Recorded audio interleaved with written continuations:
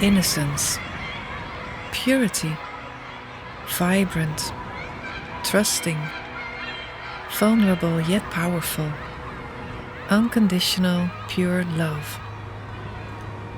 Babies and children remind us of who we truly are at our core.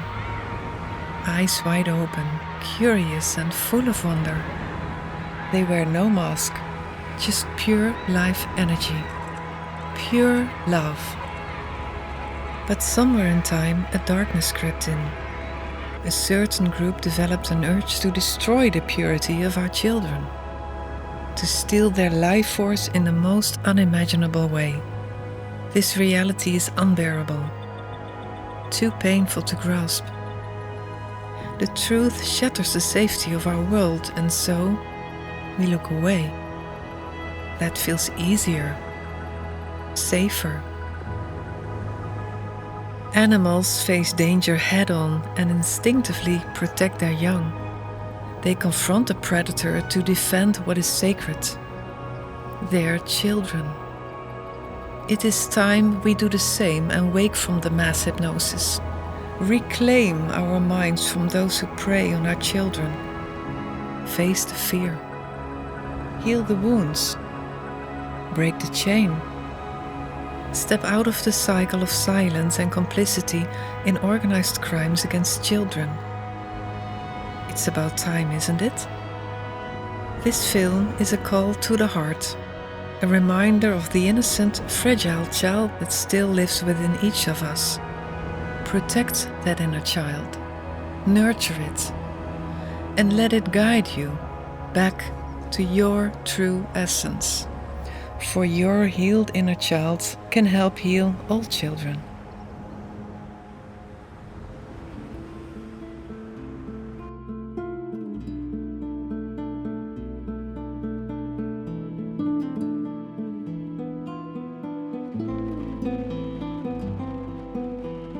A 12-year-old boy is on his summer break.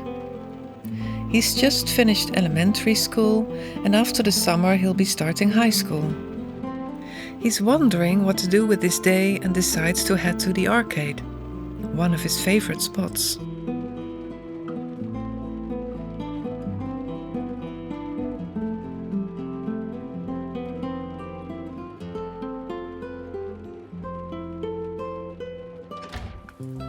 He's a handsome boy with delicate features. Friends describe him as quiet, sensitive, and introverted. His parents got divorced when he was young, and classmates claim that things at home haven't been easy for him. Nevertheless, he is still a good student. But then, he disappears.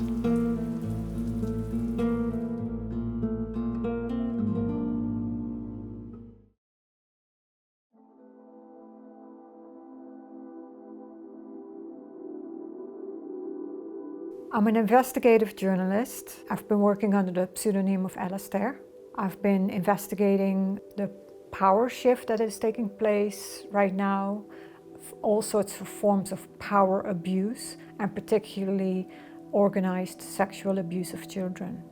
I've been investigating this for over 11 years.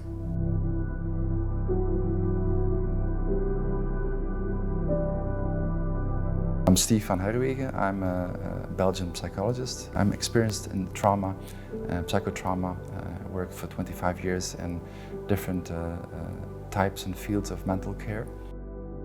I was always intrigued by the dark and the dark tunnels in life to find the light. Because in the end, that's what always drives me, the truth, and the truth lies behind the darkness. I recommend that to everyone to not be afraid of the dark.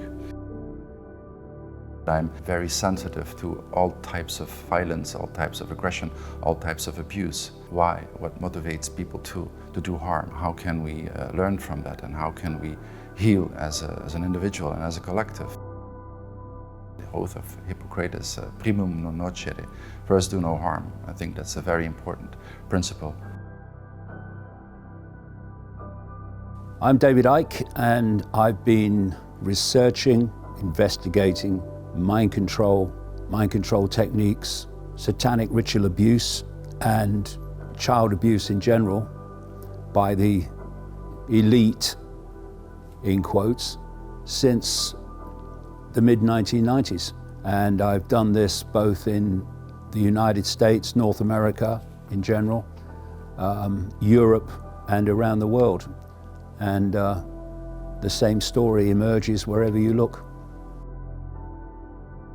I often get the question why I want to dive into this very difficult topic of organized child abuse, but it is about the children. And why wouldn't we be worried that influential people are involved and that there are blackmail operations and that policymakers might be mind controlled? For me, it's not the question why I do what I do, but why are not more people standing up? I've talked to dozens and dozens of survivors and victims of organized abuse. For instance, someone that was used as a child sex slave in the village or as a sex slave in an elite pedophile network, a doctor that stumbled upon a family where the children were involved in a local network. For instance, therapists that treat people that have been severely abused. Children that have been placed in a family with a pedophile knowingly and willingly by youth care, child protection services.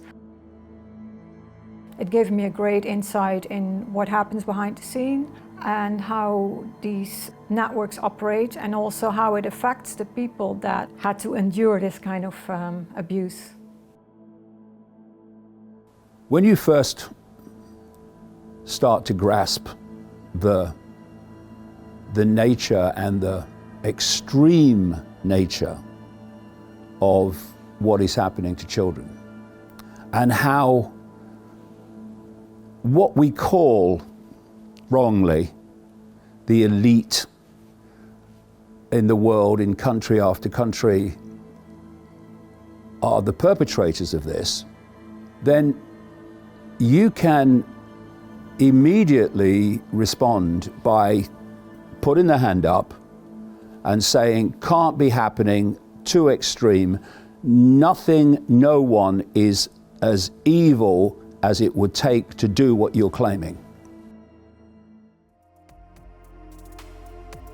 The network is spread out, more elaborate than people expect. There are local networks, and anyone can be involved, really. It can be the shoemaker around the corner or the teacher in the school. It took a lot of people involved. It took doctors, psychiatrists, gynecologists, dentists.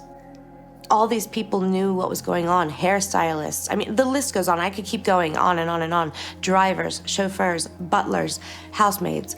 It took all of these people turning a blind eye. On a local level, often there are a few gatekeepers. For instance, the mayor might be involved, or someone within the police department, or the headmaster of a school, a personal primary care physician. But these local networks, they are connected to a national network. And then the national networks are connected to a global network. In the end, it is a global network.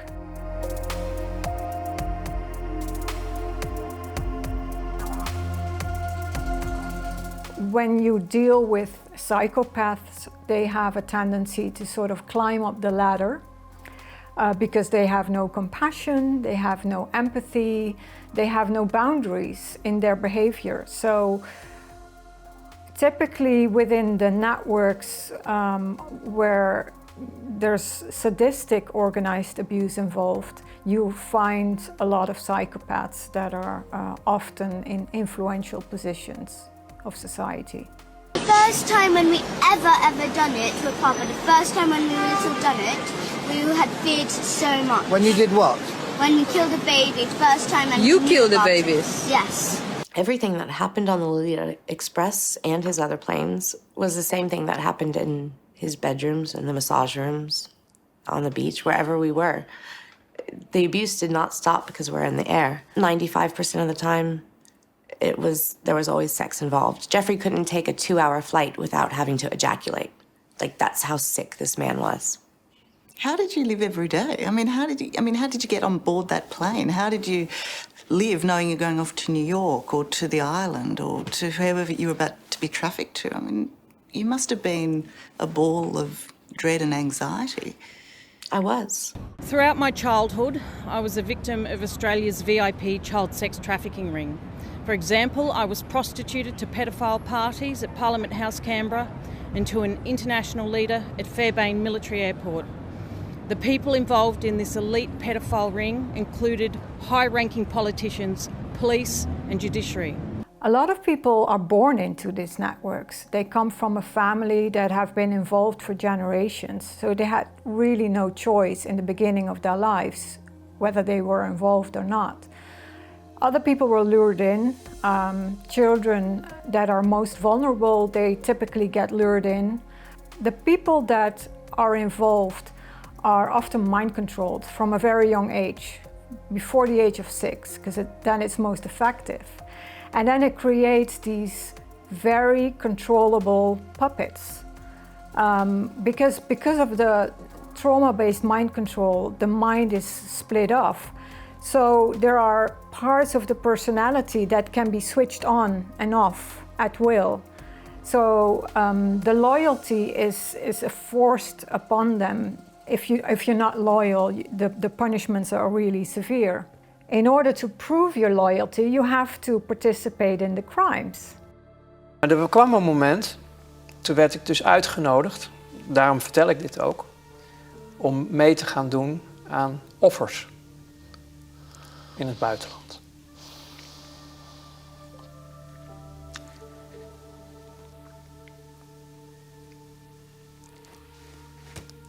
Dat was het breekpunt. Kinderen. Oké. Dat werd je gevraagd? Ja, ik kon het niet.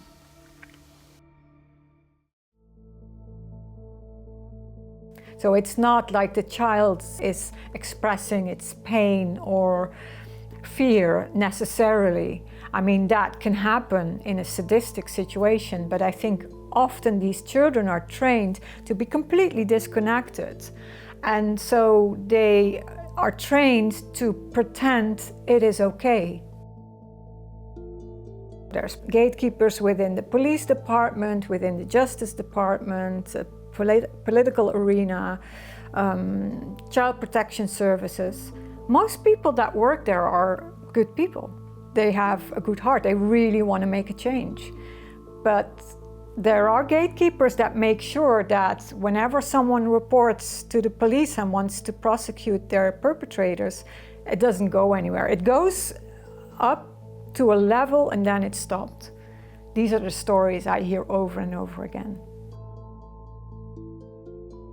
When you realize that most perpetrators are broken people because they have been subjected to childhood trauma, they didn't deal with their childhood trauma in a responsible way by processing it and evolving into a better human. They choose the road on becoming the one in power. And there's this hole, this emptiness because of the trauma that they want to fill up. And one of the ways is to, when you abuse a child, you can sort of gain access to another realm, if you will. It's an energy transfer. It's stealing the life force energy of a child for a brief moment to feel, to forget basically what you had to endure. You've got to imagine that you are a little child and this is happening to you. Not once, systematically, day after day after day after day. And Try walking away from that when you have, as I have, talked to these people later in life in the United States, in Canada, in Europe, Australia, so many places, South Africa, and you realize it's true. Try walking away from that. I can't. Unfortunately, most people can.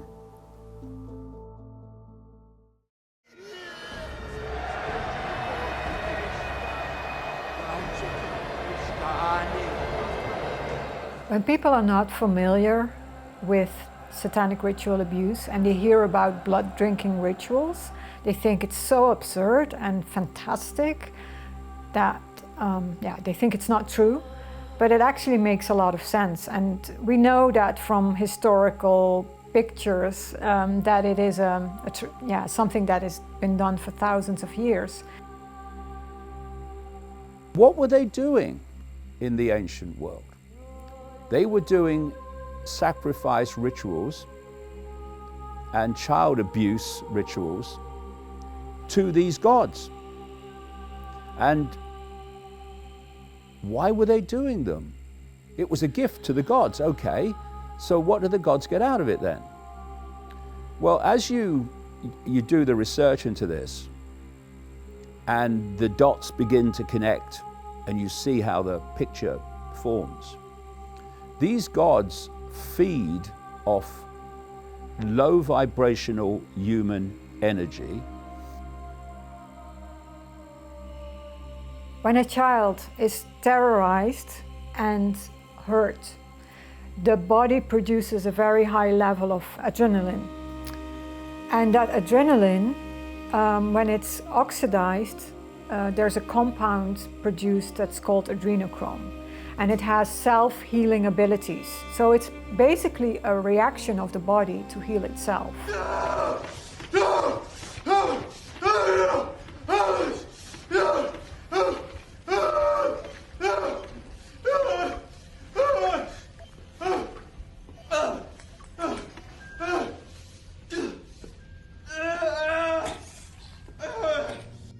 When that blood is tapped off by someone else and consumed by another person, they get a sort of high, and it's also known to have healing capabilities and also has a rejuvenating effect. So it's known as an elixir. We're going in there because we need this.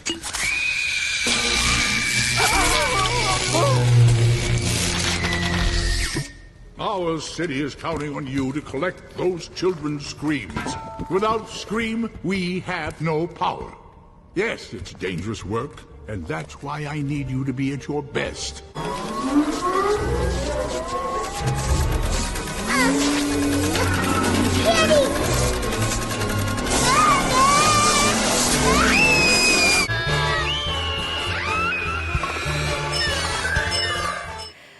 There's a whole industry built around this, and this is very well documented. There's a stack load of documents that were leaked in 2020. And it's interesting because the hijacking and trafficking of children and abusing them in a horrible way to produce this adrenochrome is illegal, obviously. But then at a certain point, that sort of makes its way into the legal medical world. So medical institutes and companies are involved. For instance, we know from documents that adrenochrome is used in products that are used for wound healing therapies. The big pharmaceutical companies just have it on their website. So it is very well documented, maybe not always literally the blood drinking, but we know it's the most expensive and addictive drug in Hollywood. And it's very popular because it makes you look very young. And the energy they want more than anything is the energy of children before puberty. There is a chemical change, an energetic change that happens at puberty, which changes the nature of the energetic field as you move into adulthood.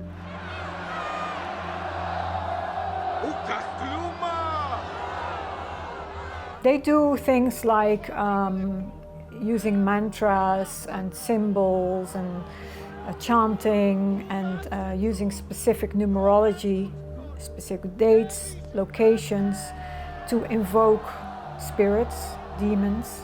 And if you wonder why certain policies or actions from big corporations are very inhumane, then you have to wonder, is it the human that is in control, or is it the demonic entities that are in their energy field?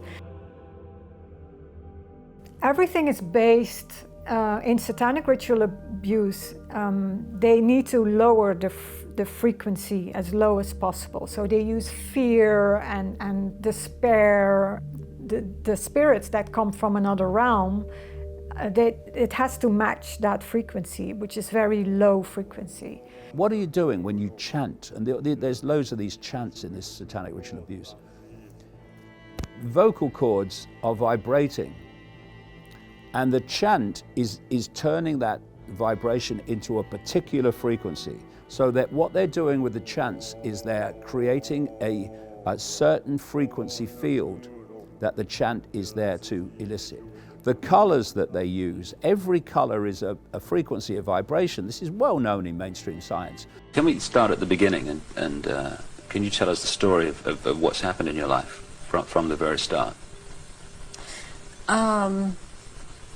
Okay, what I can tell you is that before I started looking into my life, back in 1989, I was starting to have flashes of things, and my life was not what it seemed to be, which is why I started looking into it. And what I found out was that I had a lot of missing time, and a whole lot of missing time as to what had occurred in my life. And when I started looking into what had happened in my life, it was the only way that at the time that I knew, was to start going to see a therapist. You know, I've talked to people who've taken part in these rituals, often against their will. They describe how the ritual is conducted in basically the same way as it was in places like Babylon, Mesopotamia, Egypt, in the ancient world, because it's designed to elicit a particular energetic outcome. During these ceremonies, was Satan, the devil, ever referred to? He was called Lucifer. What did they say about the devil, about Lucifer? That killing the people made him happy. The boy disappears without a trace. At first, the police doesn't take it seriously and assumes he's just run away from home. But multiple witnesses repeatedly report that they've seen the boy, apparently hanging out with people involved in the scene of child pornography and child prostitution in the Netherlands. One of the suspects was arrested 2 years earlier for child trafficking, but was released because of a legal technicality. Another suspect later admits to bringing the boy over from Germany himself. Several underage East German boys who give statements to the police say they had been lured to the Netherlands under false pretenses. They were promised acting careers. It's possible the boy was also tricked into coming to the Netherlands this way. There are also several witnesses who claim that the boy's father, who was an agent of the Secret Service in the former East Germany, the Stasi, may have been involved in the disappearance. He's also mentioned in a well-known Dutch case file about a former high-profile pedophile network, where he was allegedly involved in sadomasochistic practices. and he was reportedly seen multiple times at a known bar visited by pedophiles in Prague. According to several statements, a high-ranking Dutch official was also a regular visitor in that bar. The father, however, denies any involvement and is released after a brief interrogation.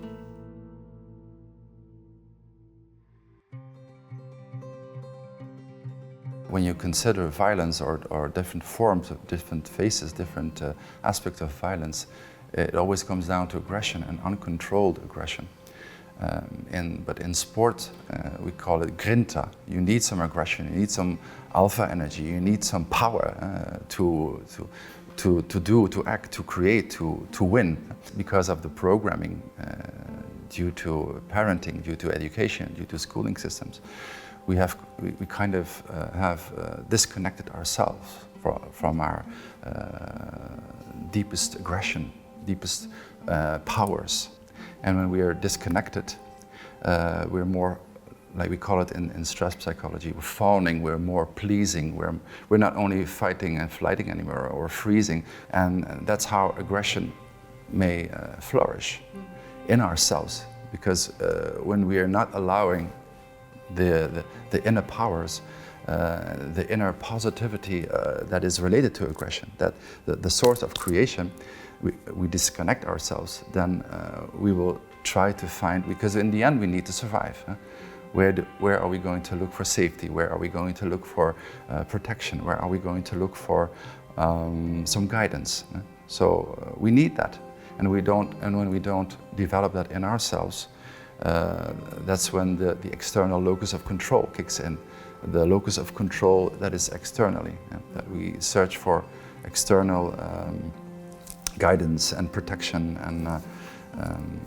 and that's how a lot of people live their lives. When people come to me with anger management issues, almost 9 out of 10 people, I have to re-educate them to say yes to their violence, inner violence, to say yes to their powers, to say yes to their anger, to say yes to their the reasons why they're angry.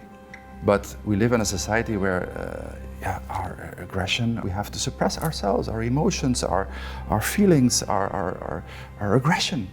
And we become numb, we become victims. But we're not victims, we're heroes to be.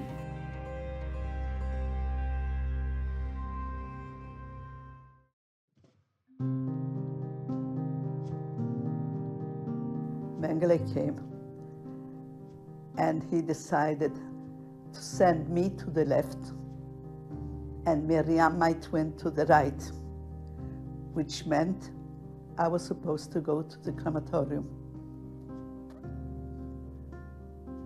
My sister, my elder sister, Hannah, when she realized that, she bent down on her knees and begged. She did not know that that was Mengele, and we didn't know that name before. But she begged, she said, since we were twins and we have never been departed till now, she begs him to leave us together. And when Mengele heard that we were twins, and I had already been gone towards the crematorium, and I walked and I got quite close to the crematorium, I could see the fire coming out through the chimneys. I could even feel the burnt flesh. Only then I began to realize that I am probably going to that place. But all of a sudden came an SS man and pulled me out of the line and brought me back to Mengele.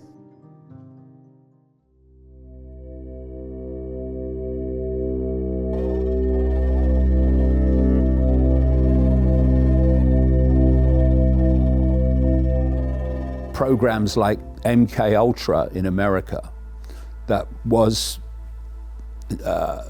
inspired by the Nazis and people like Joseph Mengele, the angel of death in the concentration camps. They use this natural amnesic response to turn the minds of children. They really want to start it. There's a lot of technology used now, but they really wanted to start it before the age of 6, while the neuron pathways are still forming, so that they can rewire them. They start with the trauma. First of all, it's violence. It's finding out the child's worst fear and then making them experience it. If they're terrified of snakes, they'll put them in a pit of snakes. If they're terrified of spiders, they'll put them in a pit of spiders. They will make them, and my God, I've heard this from so many people, they will make them watch while an animal is sacrificed and cut to pieces alive. They will make them, at a most extreme, watch and experience human sacrifice. And at that point, these kids are so terrorized, they know these people that are telling them what to do and abusing them, they ain't kidding when they're saying, if you say anything, these are the consequences. Not just for you, for your parents as well. It's my strong conviction that we're all traumatized. Can all be put on the trauma spectrum. We didn't learn to cope with it accurately, so that makes us a bit blind, because when you're not capable of dealing with something that you're suffering from, that makes you also blind when it happens outside of you. Trauma is a reaction to an event, and a reaction is always subjective. It's never generalized, so you cannot judge. Two persons can experience the same event, and one person can, let's say, cope it accurately, and the other might develop a trauma, which is mostly referred to as a post-traumatic stress disorder. We have the fight-flight response. So can I fight the situation? No, then I will try to run away from the situation. If this is not possible, we will freeze. This is also what we see with animals. And when this is happening, we kind of shut off ourselves from our feelings. We disconnect from who we are. We disconnect from our identity. We disconnect from what is happening. We disconnect from where we are and who's with us. So we disconnect. That's a psychological defense mechanism that helps us to survive, to not fall dead.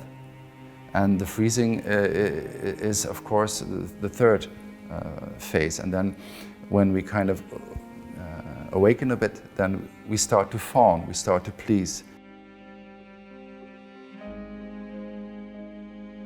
Probably have heard about the Stockholm syndrome, the syndrome that occurs when people who are been taken hostage fall in love with their perpetrator. This is like very difficult to understand. What motivates, what drives people to do that. Fawning can also lead to a kind of second nature. We kind of dissociate ourselves from the original experience, and we build a defense mechanism, and we build a new identity. And when the stress is only happens once, then we can kind of start with the coping. But when the stress continues and continues and never stops, we kind of give up being ourselves. So then there's a compartmentalization, difficult word, of ourselves, of our psyche, of our feeling. So it's like a puzzle that has been blown up, and all these different pieces are lying on the floor, and this is who we are. And sometimes we feel like we're connected with that part because we try to survive. There's a mechanism in the brain that shuts out memories of extreme trauma. You'll notice that people that have a big road accident, a terrible road accident, or they're hit by a vehicle, happened to my mother. They remember up to a point, and then they remember waking up in hospital or whatever. But in between, when it actually happened, they overwhelmingly can't remember anything. This is because the mind-brain puts an amnesic barrier around the memories of extreme trauma. Why? Because you don't want to keep experiencing it. There are even studies conducted with patients with DID disorder, where they saw that there were different personalities, and each of these personalities had their own diseases. This, of course, directly, not indirectly, directly related to forms of violence, chronic forms of abuse. MKUltra aimed to develop techniques for modifying behavior through a combination of drugs, hypnosis, and sensory deprivation. The program sought to create a Manchurian candidate, an individual who could be programmatically controlled to carry out tasks or missions. In terms of the Manchurian candidate, the idea is to use hypnosis, drugs, fear, terror to split off part of the mind. And then you can get control of that part of the mind separately, and that part of the mind can carry out missions. What is happening with this trauma, which they make them experience, is the mind, through the neuron pathways, but the mind is being compartmentalized into, like, imagine a honeycomb of self-contained compartments. And in the mind control trade, they call these alters, as in altered states of perception. And they create what they call in this industry a front alter. That is the personality that in the normal course of the life interacts with people and life. And not only that, that's the personality the child thinks they have. But behind the front alter are all these amnesic compartments in what we call the subconscious. The consciousness leaves the body, and the memories are so intense that it is stored in a compartment separate in the brain. That can be activated by a certain trigger. Can be a word, can be a smell, a sound, music, and then that memory comes to the forefront. But this is a technique. I mean, it's a natural response on severe trauma for self-preservation. I have sat in a therapist's front room, and in front of me was a woman, her name was Carol, I remember that. And she was in her 30s, and her medical history for a 30-year-old was absolutely unbelievable because of all the abuse and violence she'd suffered. And I watched this lady, this therapist, who had worked with Carol for a long time. And she'd started to elicit the codes bit by bit by bit, painstakingly, that were activating the different alters compartments. And I sat there while Carol was sitting on the sofa and becoming a stream of totally different personalities just by the codes that the therapist was giving her. So I saw a baby coming out of this 13-year-old, acting like a baby. I saw someone who was terrified. And I saw someone in this, she was a lovely lady, Carol. I saw someone come out of her, the personality, the way she suddenly acted when the codes were given, who was so fricking evil. He also was put in an insulin coma for 36 days with a recording beside him saying that your mother hates you over and over and over and over and over. Well, there's a lot I could not remember after I got out of the Allen. When my family came, I was a zombie. I didn't even know who they were. So these compartments, for instance, can be then programmed with instructions, say, to assassinate someone or to go crazy with guns in a school in America.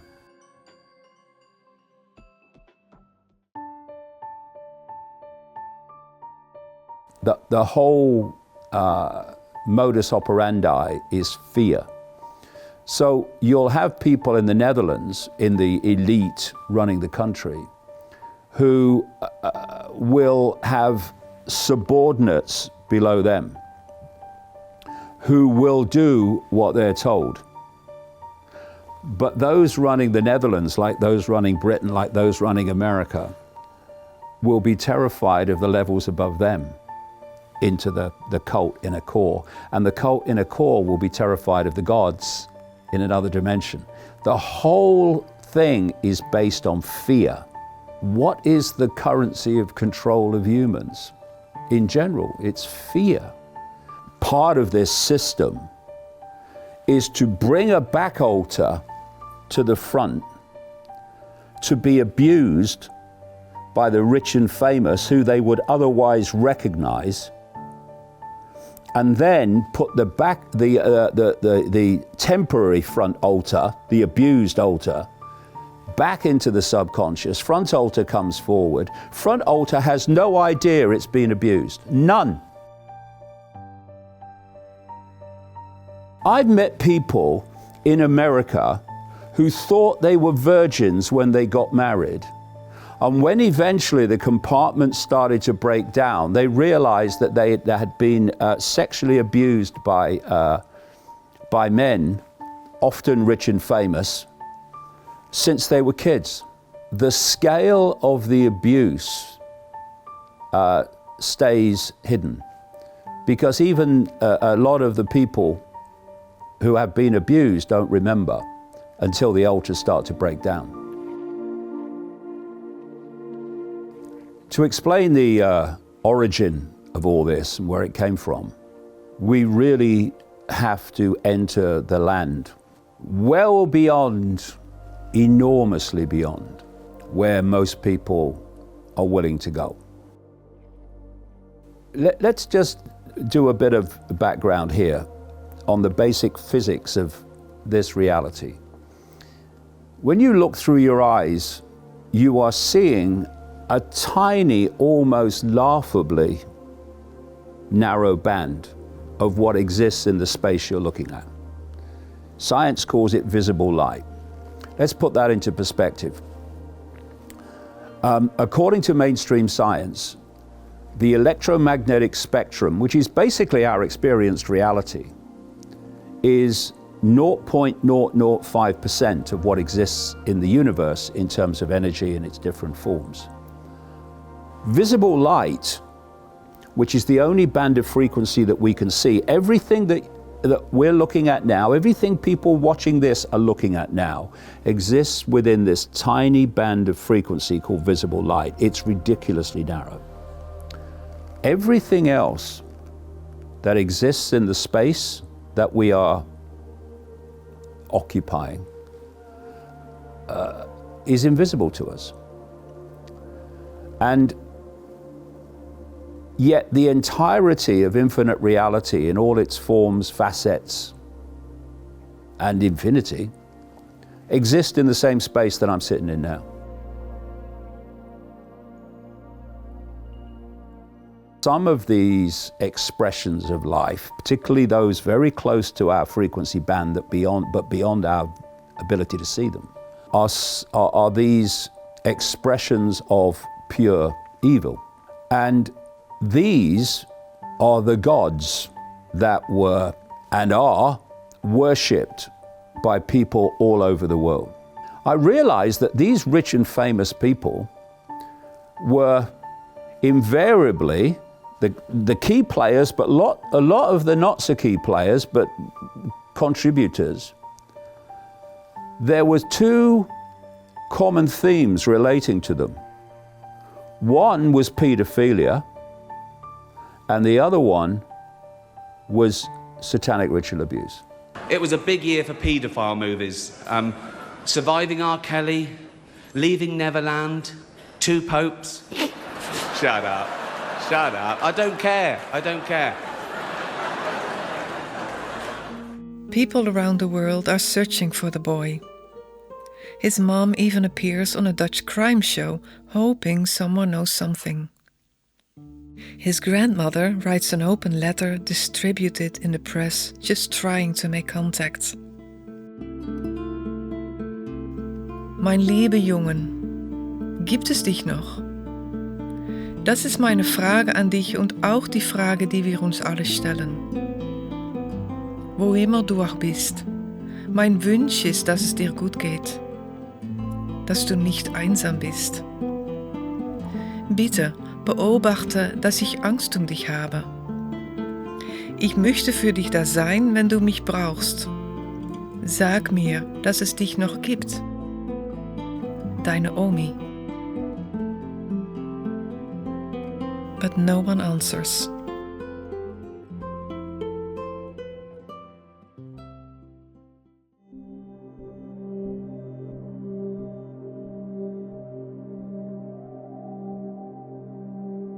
And we are programmed.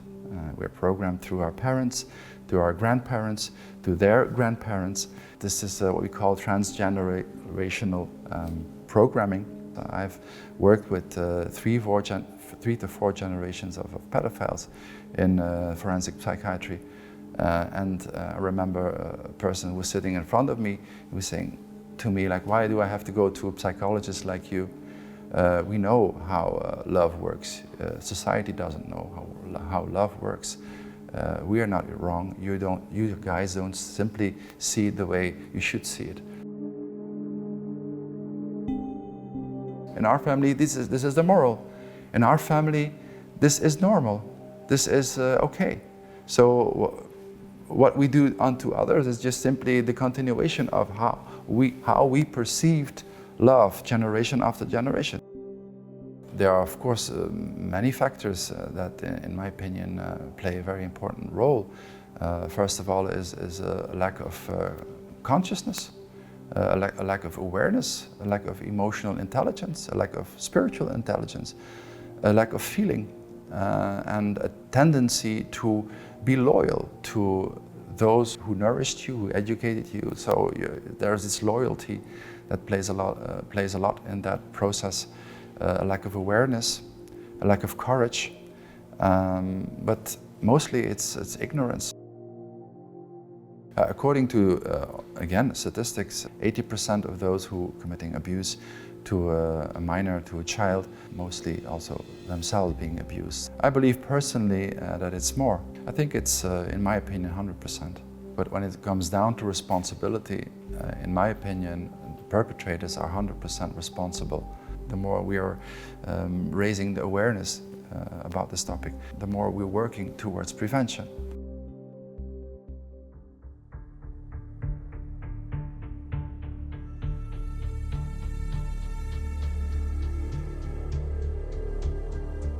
Child trafficking is the most profitable industry in the world. If you take the top 5 industries, oil and gas, big pharma, big tech, the weapon industry, banking, the approximate average across these industries is a 15 to 20% net profit margin.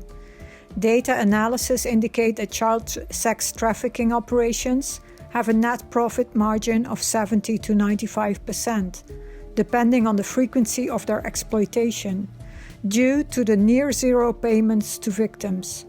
Plus, they do not pay taxes because it's illegal what they do, so the financial benefits are enormous.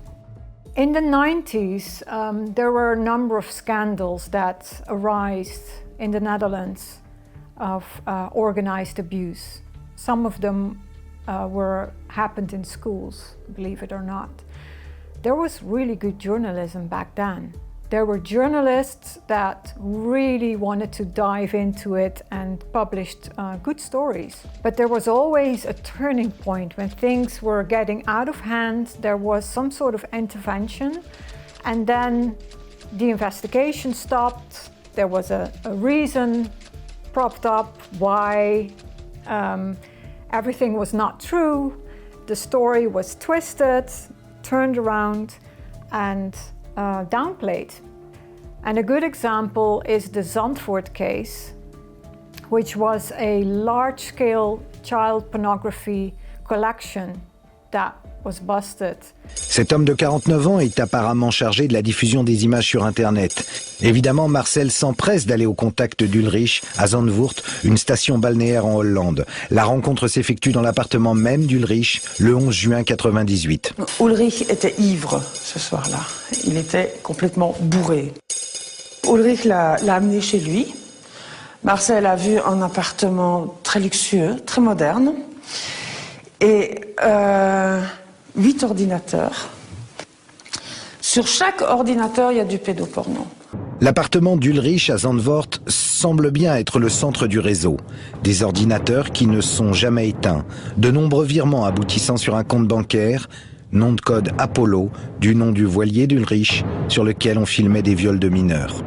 I've seen the police reports that stated that there were 90,000 children involved. That's quite a significant number. When you look at the media reports that started to report on it, they had no choice. They had to report on it because it was so shocking. They downplayed it and they said, oh, but most images were already existing, so it was an existing collection, and there were just a few hundred new images.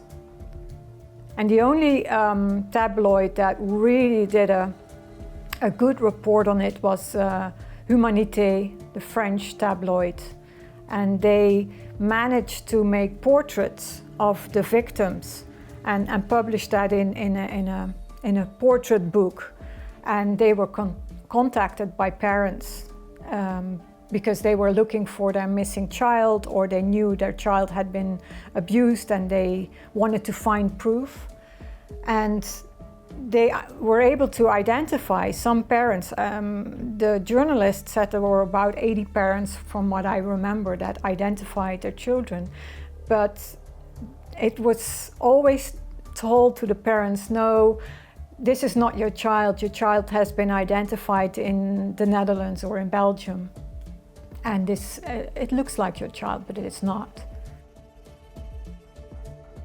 In the Netherlands, there were a number of reports and investigative commissions to investigate sexual abuse in schools, in sports, in child protection services, the Catholic Church, and sadistic ritual abuse.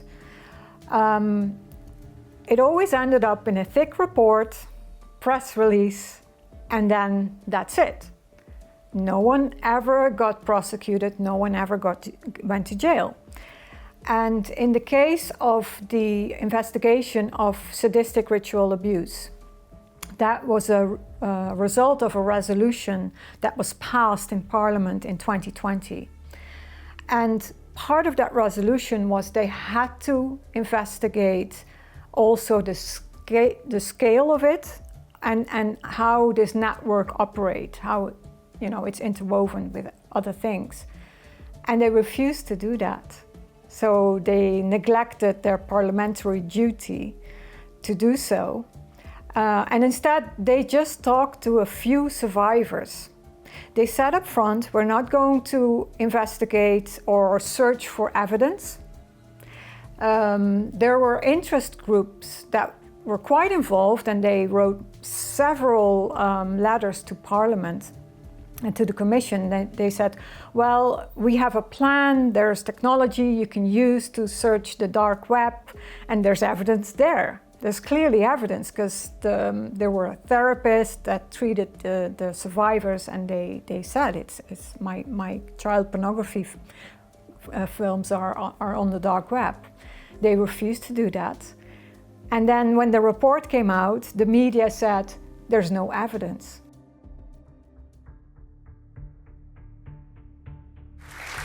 Nu de zaak Demmink. Al jaren gaat het verhaal dat Joris Demmink, lange tijd de hoogste ambtenaar van het ministerie van Justitie, betrokken zou zijn bij misbruik van minderjarige jongens. Nou, vandaag kwamen tijdens een zitting nieuwe feiten naar boven met mogelijk grote gevolgen. Joris Demmink. Al jaren wordt er gespeculeerd dat deze oud-topambtenaar van Justitie betrokken was bij seksueel misbruik van minderjarige jongens.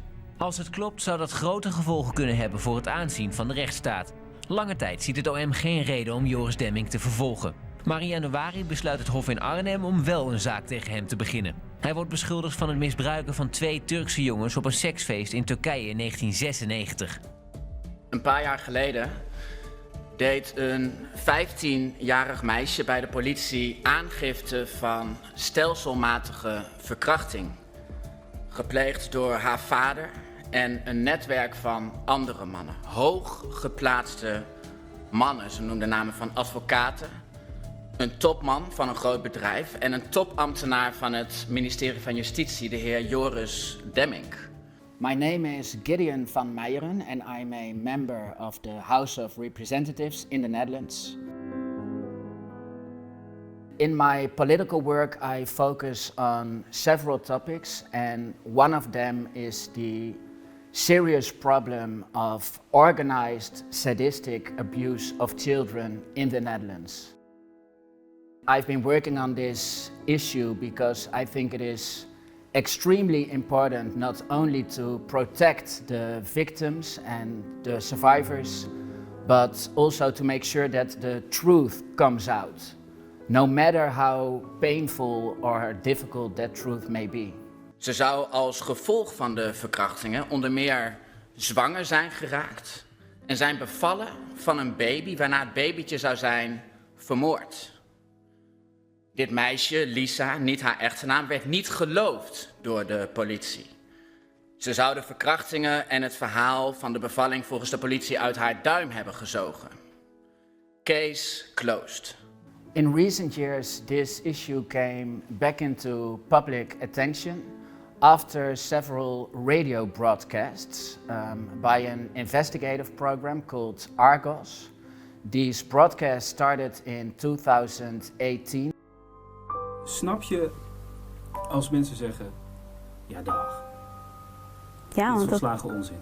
Mijn eerste reflex was ook, ja dag, dit is volslagen onzin. Hier ga ik niet aan beginnen en hier geloof ik niks van. Maar als 140 mensen je iets vertellen, zelfs al is dat onzin, dan ben ik wel nieuwsgierig waar die onzin vandaan komt.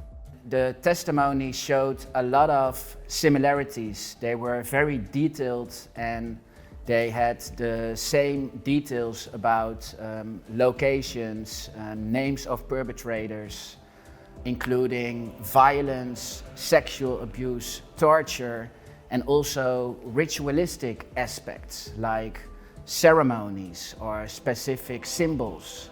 And also forensic evidence was found that supported parts of these testimonies. These reports caused public outrage and forced the politicians to respond, whether they were genuinely shocked or just felt the pressure to act, they had to act. Er zou geen bewijs zijn dat het verhaal van Lisa ondersteunde. Maar dat bewijs was er wel. Een bedrijfsrecherchebureau trof kinderporno aan op de laptop van de vader. Meerdere gynaecologen die Lisa medisch onderzochten hebben in officiële verklaringen met absolute zekerheid kunnen vaststellen dat zij inderdaad zwanger is geweest en is bevallen van een baby. In trauma gespecialiseerde therapeuten van de GGZ die Lisa onderzochten, die constateerden dat aan alle signalen van zwaar traumatisch seksueel misbruik was voldaan. En journalisten van het VPRO-programma Argos toonden aan dat het politiedossier bol stond van de ongerijmdheden en dat er met bewijsmateriaal geknoeid was. After these shocking reports, the Dutch parliament reacted and agreed that a serious investigation was absolutely necessary. In 2020, the parliament voted for an independent investigation into the nature and skill of organized sadistic abuse of children in the Netherlands. The motion specifically called for including the experiences of the victims, survivors and therapists so that these findings could help in effectively identifying and dismantling the abuse networks. So the goal was not only to understand what is happening, but also to help to dismantle these abuse networks. After the parliament voted for an investigation, the Minister of Justice set up a special committee called the Hendricks Committee to carry out the research. But there were huge problems from the beginning. This committee was under the full control of the Minister of Justice. It was the minister himself who selected all the people in the committee. He was also allowed to fire all of them.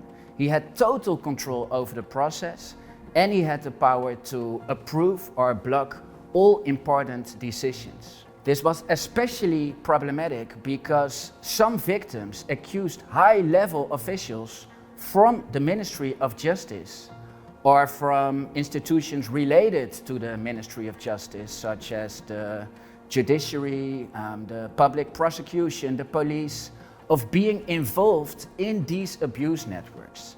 So the victims were asked to testify before a committee, while the Ministry of Justice had the total control over this committee, while knowing that high-ranking officials from that same ministry had been accused of being involved in the abuse networks. En als voorzitter van die commissie benoemde de minister nota bene Jan Hendricks. Iemand die er publiekelijk in de media voor pleit om het bezit van kinderporno te legaliseren, zodat pedofielen zich onder andere wat meer geaccepteerd zouden gaan voelen. Hoe verzin je het om een onderzoek naar pedonetwerken te laten plaatsvinden door iemand die sympathiseert met pedofielen? Many victims, survivors and therapists refused to participate because they had no trust at all in the independence of the investigation. De slachtoffers die geven herhaaldelijk aan dat juist ook hooggeplaatste ambtenaren van dat ministerie van Justitie betrokken zouden zijn bij dit fenomeen. En om die reden is het onderzoek op voorhand al niet onafhankelijk.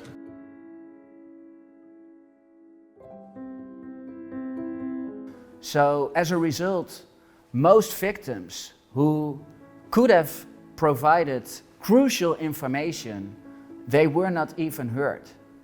This allowed the authorities to avoid hearing the full truth and make sure that many important facts never came to light. Many victims and therapists were not even heard. Testimonies were not properly investigated. Serious accusations, including the involvement of high-ranking officials and ritual aspects, were simply ignored. And even evidence, forensic evidence that supported parts of the testimonies was kept out of the report.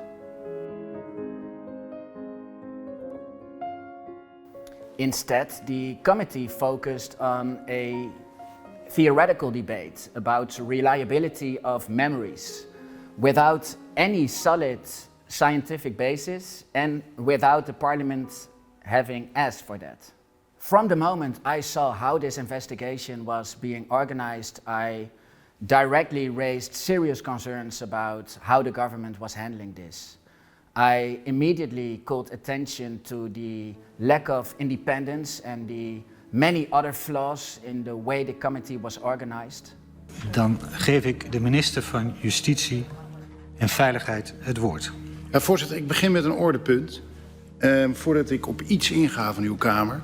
Er is gezegd door de heer Van Meijeren dat hoge ambtenaren van mijn ministerie worden beschuldigd van betrokkenheid bij ernstige zedenmisdrijven. En ik wil echt voor het eind van dit half uur naam en paard en weet ik veel die dingen heten. En dat ook gesubstantieerd hebben. Want ik moet echt zeggen, er zijn grenzen. Ik heb een paar keer het moeten opnemen voor ambtenaren van mij die werkelijk niets kwaads hadden gedaan. en buitengewoon onaangename dingen naar hun hoofd geslingerd kregen in dit gebouw. Dit accepteer ik niet. Dat zeg ik tegen de hele Kamer.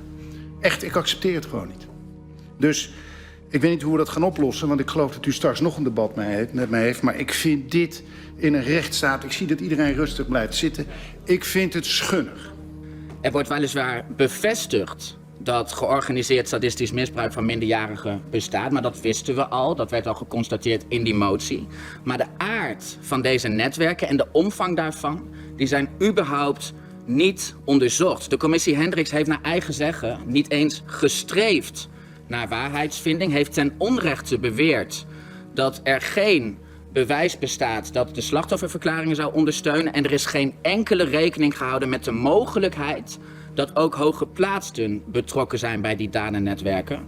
Terwijl juist die vraag of er ook hooggeplaatsten bij betrokken zijn zo essentieel is. Step by step, more and more people become aware that this investigation was simply not independent. It was a cover-up system.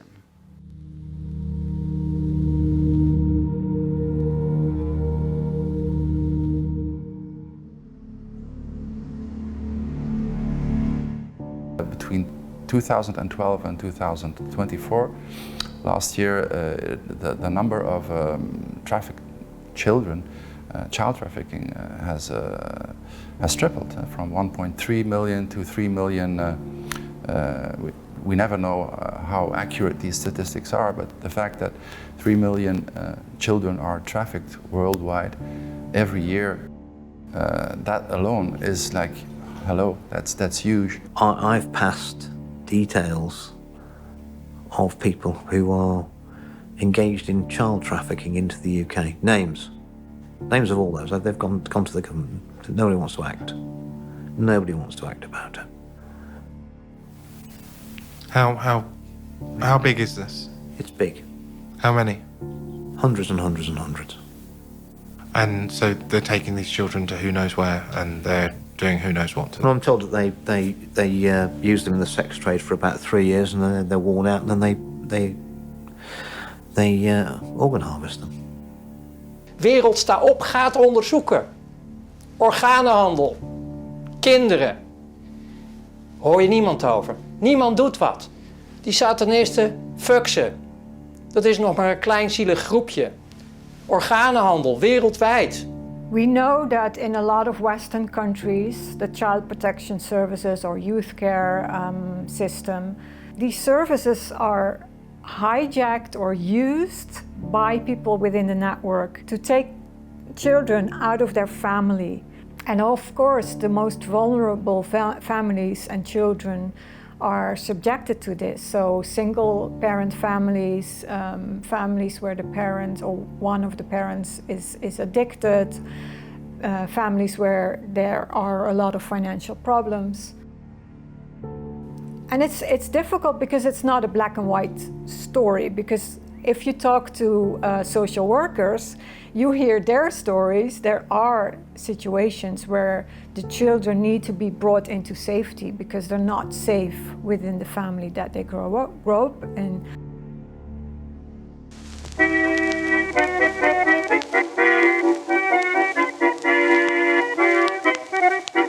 Despite the fact that we are a very small country, we are the #1 country that hosts child pornography. 83% of the child pornography is hosted from Dutch servers. The networks that control the Netherlands will be structured in exactly the same way as the cult globally is structured. In the Netherlands, we had a big scandal called the toeslagenaffaire, and it was parents of a certain ethnicity, believe it or not, were accused of fraud of the tax and benefit system. And because of that and the financial problems that derived from that, the children were taken into state custody. And so the parents lost their children. Now that false accusation of tax and benefit fraud was acknowledged by the tax revenue services, But the children were never brought back home. So there were over 2,000 children that were taken into state custody, and of those 2,000, 400 children died. And no one knows what happened to these children. In fact, they changed the last name of these children so that parents could no longer trace them. Many people believe that countries like the Netherlands are strong democracies that protect victims and uphold justice. But sadly, this is not true. When powerful interests are involved, even in my country, institutions turn out to be corrupt, investigations are being blocked, and victims are being left to their own devices. A year later, new witnesses come forward to the police who identify the boy again. After the German police send out an emergency alert, the Dutch police finally step in and set up an investigation team. The main goal is bringing the missing boy to the surface. Detectives in this crisis team also confirm the earlier reports. They repeatedly report having spotted, recognized and identified the boy at the previously mentioned locations and in the company of the suspects named in earlier witness statements. It is noted that the missing boy is indeed in the hands of a child porn network. The investigation team tries to get permission from higher authorities to intervene and rescue him from this extremely dangerous situation. Target gespot. Toestemming om in te grijpen.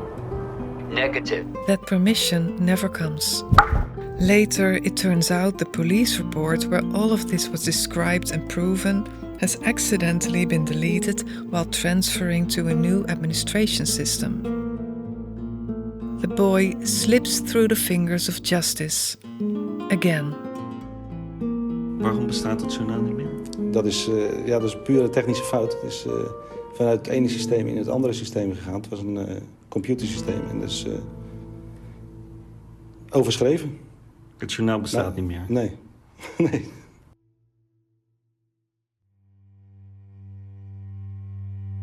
Well, the first step is to feel the pain.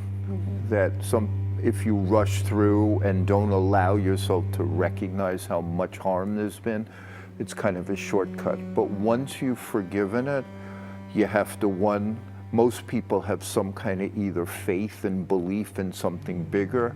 You have to have that. Two, you have to be able to calm yourself down. Post-traumatic growth is a term that was developed by two psychologists, Icke and Kalb.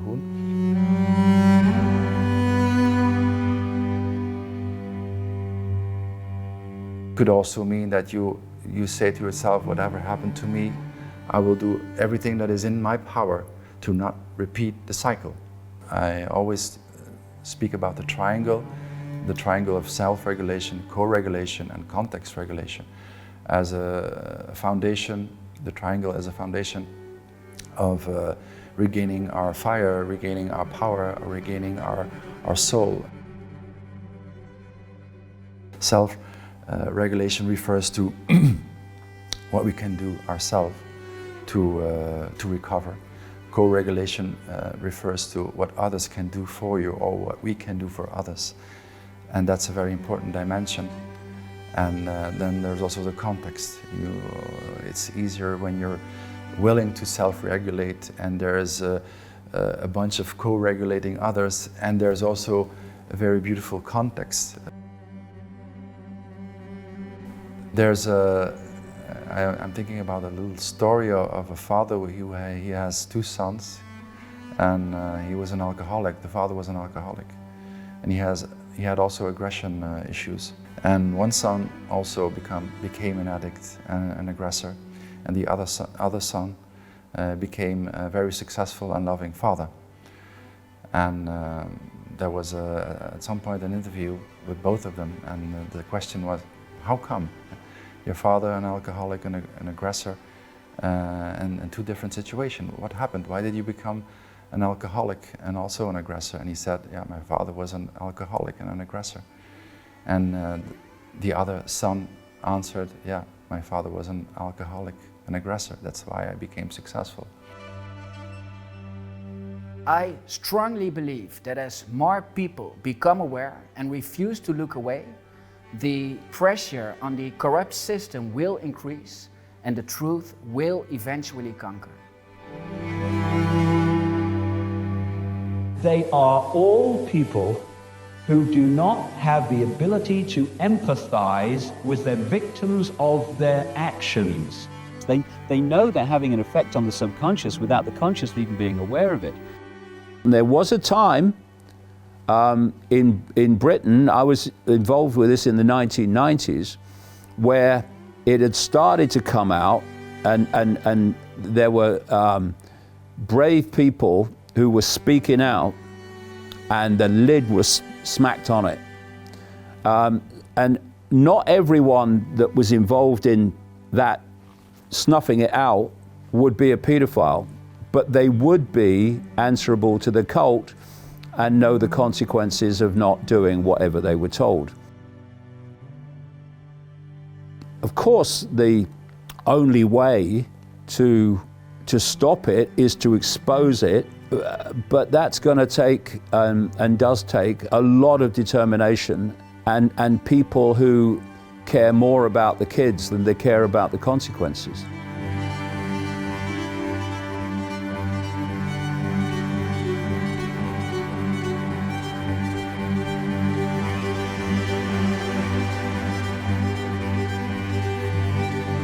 Justice is done something by the system. That's something that's done by society. Forgiveness is something you do on a very personal level. It's not something that can be imposed on, certainly not on the victims or the survivors, but it can help people to set themselves free. Because in the end, you do it is for yourself.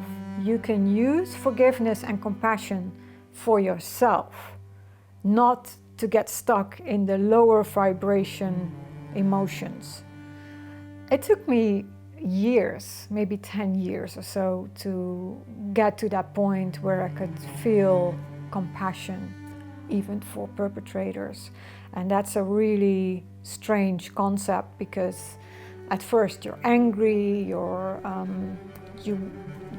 was very focused on justice. But it also brings you down. I mean, I always felt after I had dealt with a certain shocking story that I had to recover from it. I can imagine that a perpetrator is brought to justice.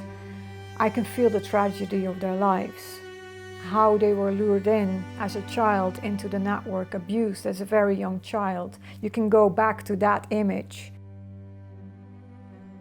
People that are in a constant state of anger tend to have more issues with their hearts, with their different organs. When you're cherishing a state of unforgiveness, consciously or subconsciously, you're hurting yourself.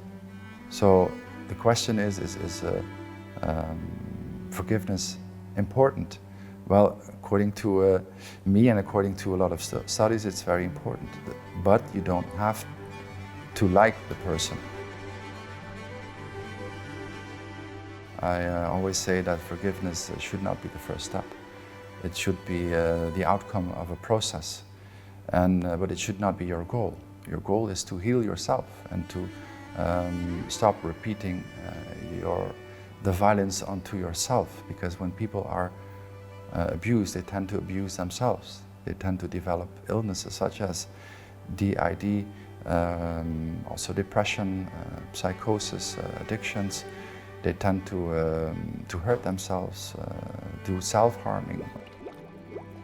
We are here on earth to heal, because we're not working on ourselves on a deeper level, and we're mostly busy with dealing daily stress and becoming successful. We tend to forget. Instead of evolving, we repeat. When we want to reconnect with that happened to us, and we are enabling ourselves to feel, and we are creating an environment around us that also supports that, then we can start feeling and healing. 80% of our lives are created through the unconscious process. But the perpetrator, of course, that cannot stop, is deeply wounded, but is also deeply responsible.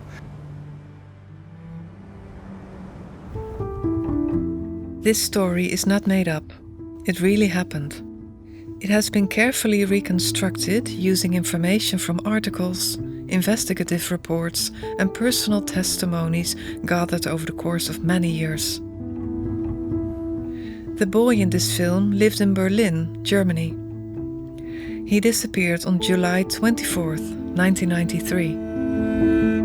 Several testimonies say he was abused by multiple men in horrific ways on a sailboat in the summer of 1994.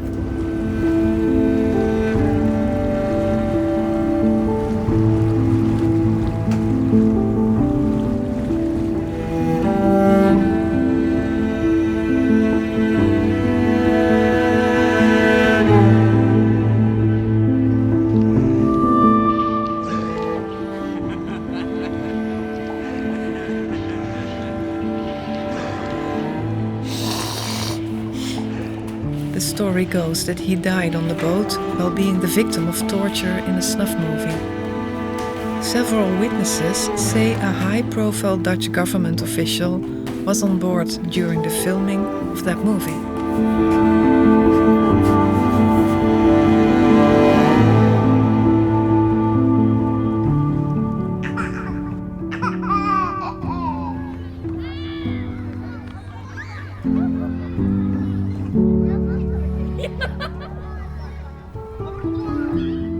It has been stated that the boy's dishonored body was thrown overboard in open water in the Netherlands.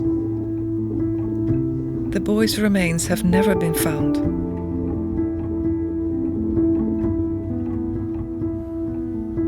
The boy in this film was only 13 years old when he allegedly died. His name was Manuel Schadwald.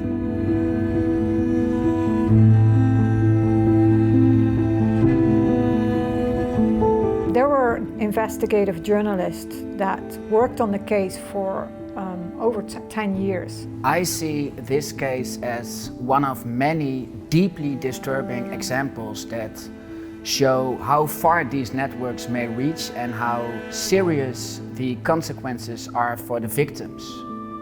Observatieteam heeft gisteravond gereden. Ze herkende Manuel Schadwald als een van de jongens die bij Lothar was. Wat is uw reactie daarop? Nou, dat is naar alle waarschijnlijkheid niet de Manuel Schadwald geweest. Hoe weet u dat zo zeker? Omdat het niet ondersteund is door andere getuigen. Er zijn diverse mensen die denken Manuel gezien te hebben. Hij had nog een algemeen, althans in dat circuit voorkomend algemeen, een vaker voorkomend uiterlijk, laat ik het zo zeggen. Maar weet u het zeker dat hij het niet was? Ik ben geen helderziende, maar wij gaan er voorlopig vanuit dat hij het niet was. There were witness testimonies, forensic indications, and even signs of involvement of very powerful people. But sadly, as in other cases, we see a pattern of authorities failing to follow up on crucial leads, allowing many unanswered questions to remain. And that's why films like this are so important and so few in number, but so important. This boy represents so much. It's not because you're not alive anymore. You're not capable of cultivating post-traumatic growth. That we, that are still breathing, should not take the responsibility and do the work for him. So that's my motivation to continue the work of those who could not continue their work.